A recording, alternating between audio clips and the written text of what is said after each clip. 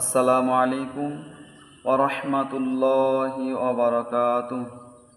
সম্মানিত শ্রোতামণ্ডলী, আজকে আমি আপনাদের সম্মুখে আল্লাহ তাআলার একটি বাণী কিতাবুল্লাহ কালাম পাকের একটি আয়াত তেলাওয়াত করব এবং তার সারাংশ আমি আপনাদের সম্মুখে আলোচনা করব।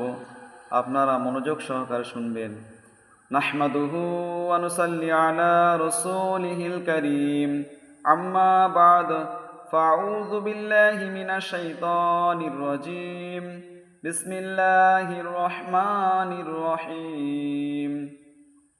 الذين آمنوا ولم يلبسوا إيمانهم بظلم أولئك لهم الأمن وهم مهتدون।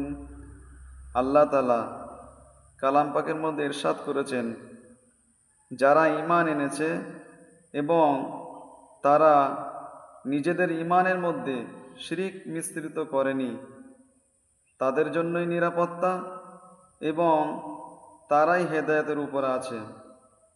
মহতারাম বুজুর্গ দোস্ত, এই আয়াত থেকে আমরা এটাই বুঝতে পারলাম, যাদের শিরিক মুক্ত ঈমান, কাল হাসরের ময়দানে এই সমস্ত ব্যক্তিরা নিরাপত্তা পাবে আর এরাই পরিপূর্ণ হেদায়েতের উপর আছে।